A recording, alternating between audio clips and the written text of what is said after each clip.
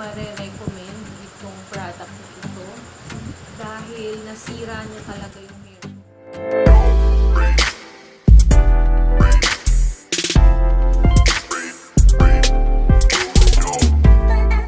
Hi guys! Welcome to my channel. I'm back and for today, this is another product review guys.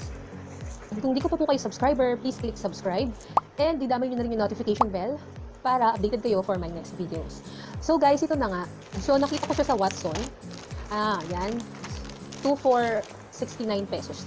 Kaya, binili ko na rin para ma-try natin guys. Yan. Naka-sale siya. Usually, 69 pesos lang ang isa. Pero dahil naka-sale, dalawa siya. Parang buy one, take one. So this is Life Strong Hairfix Hair Coloring Shampoo with the shade Golden Brown. Okay? So makikita nyo kasi mayroong color na yung hair ko, pero andito na. Kasi last March ko pa to yata napa-color. And yung color talaga ng hair ko is parang blonde. Blonde pero yan, parang malapit na rin kasi dito sa golden brown. Yan. Kaya ito yung pinili kong kulay. Ito yung pinili kong color. So, titignan natin yung before and after ng hair ko. Ayan.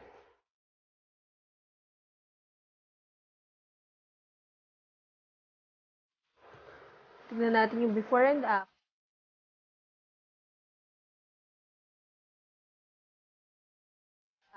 Kung tatalab ba to or hindi. Tsaka ang maganda kasi dito guys, shampoo daw siya. So, hindi mo na kailangan isipin kung pantay ba, ganun. Madali siyang i-apply. At gusto ko rin kasing kahit pa paano, parang ma-treatment na rin yung hair ko. Ayan, so madali lang naman daw itong gamitin. Na-open ko na. Meron siyang kasamang plastic gloves. And may 35 ml tong hair coloring shampoo.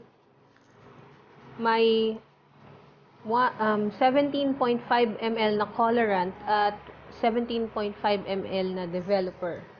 Nakalagay na dito. And easy to use, permanent color that lasts up to 10 weeks.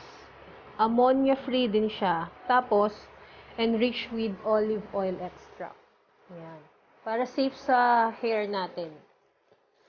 And direction for use, unpack and cut the hair coloring shampoo sachet in the corner. Wear the gloves provided and squeeze contents into the palm. Apply the mixture evenly on your slightly wet hair. Then massage the hair from roots to tips until it lathers. Avoid contact with eyes. So, medyo basa pala dapat yung hair. Yun. Tapos, keep it on your hair for 20 to 25 minutes.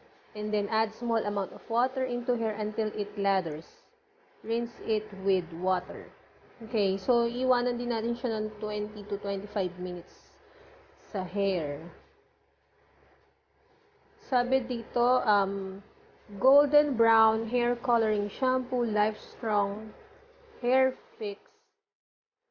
Adds life to your hair, enriched with olive oil extract, and give it long-lasting, vibrant colors up to 10 weeks. So, yun. So, yun yung promise na to. So, kapag okay na isa lang, sa hair ko, isa lang ilalagay ko. Ilalagay ko lang to sa hair ko at kukuha ako ng gamit, then I'll be back.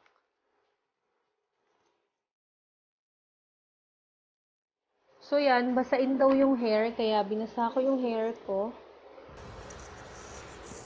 para mai-apply na natin. To, buksan muna natin yung isa. Ilalagay lang naman daw sa kamay, pero maglalagay muna tayo ng gloves.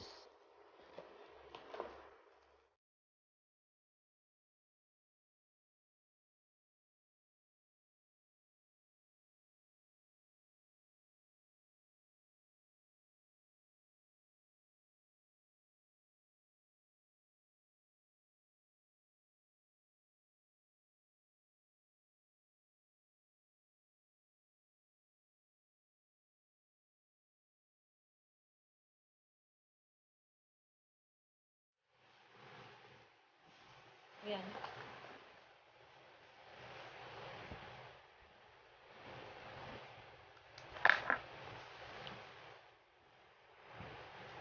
Wala. Sinasabi ko eh. Pinaghalo ko muna siya guys kasi hindi siya nakahalo doon. So, tsaka ko lalagay niya. Tapos, malabnaw siya, hindi siya malapot. So, ilagay natin sa hair natin. So, shampoo natin sa hair natin.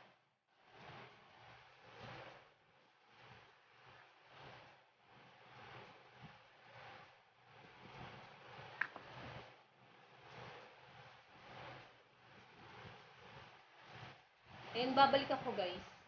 Ayan guys, nailagay ko na yung isa. Pero parang ang konti. Parang gusto ko pang ilagay yung isa pa, buksan yung isa pa. Kasi parang hindi niya na-cover yung buong hair ko.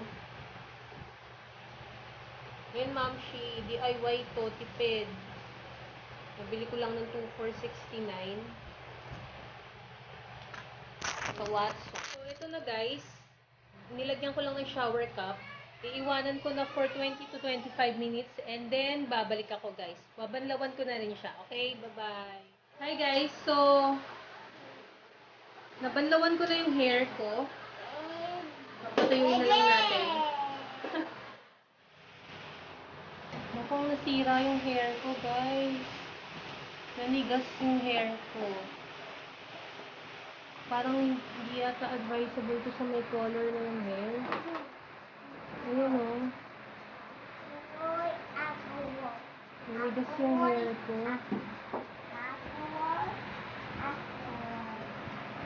Dina-dry ko ngayon para makita ko kung anong effect pag nag-dry na.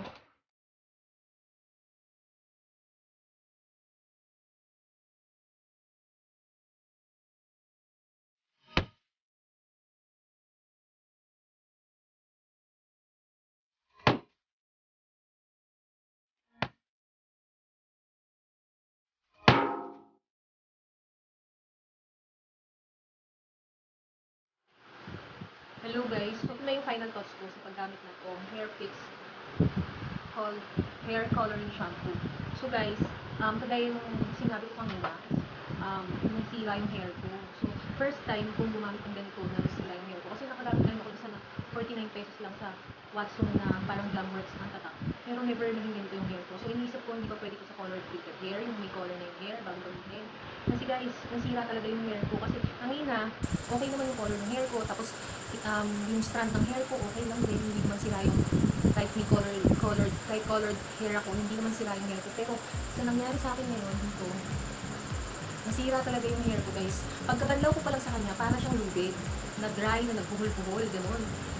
First time ko yung naranasan sa mga hair coloring shampoo. Kasi itong hair coloring shampoo, okay naman, malambot naman sila after ng banlawan. So, natakot ako agad kasi ba't gano'n yung parang ano nangyari sa hair ko. So, nilagyan ko siya nitong hair serum ng Pen Shop para lumambot. So, talagay ko gano'n, lumambot naman siya. Pero hindi pa rin ako nakontento kasi nakikita ko na nagputol-putol yung hair ko. Tapos, ganyan yung nangyari sa kanya.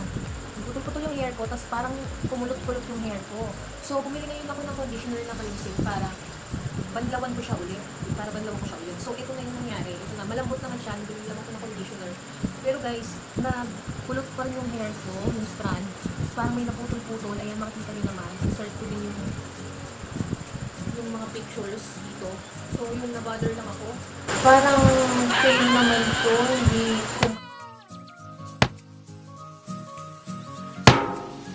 mare-recommend itong product na ito dahil nasira niya talaga yung hair ko. Kahit 2,469 lang siya, very affordable kasi to apply at DIY lang. Pero first time na nakagamit ako ng ganitong klase ng hair coloring shampoo or hair color na naging ganito ang kinalabasan sa hair ko. So, nahihirapan ako kung ano gagawin ko. Kanina nag-iisip ako kung ano gagawin ko para maayos yung hair ko. Kasi sa malayo, parang okay lang naman. Pero pag nilapit mo talaga guys, ayan, nasira talaga yung hair ko. Kaya habang nag-browse ako, habang nagtitingin ako kung anong pwede kong gawin, nakita ko sa YouTube na yung pansuka, yung conditioner with suka. So nag-conditioner na ako, pero hindi ko siya nalagyan ng suka. So yun guys, bala ko i-try after ng video na to, na ikonsuka itong colored treated hair ko, kung maayos ko ba ito. Kasi instant rebond daw yun. Kasi ayun o, nagputol-putol. So naisip ko, ayoko naman nang ipasalin ko dahil baka lalo masira. So, yung remedy na lang na natural lang din para maging okay yung hair ko. So guys, yun lang, hindi ko talaga marirecommend sa color printed hair na nagyari tayo ng hair ko. Kasi kanina okay naman yung hair ko, pero ngayon nasira talaga siya. So yun lang guys, salamat sa panonood. Nasa sa inyo na po yun kung gusto nyo pa naman try na to, pero sa akin, hindi siya number. Hindi siya maganda. So yun, na next video ko, itatry ko yung pagsuka. Makikita na rin kung maayos yung hair ko guys.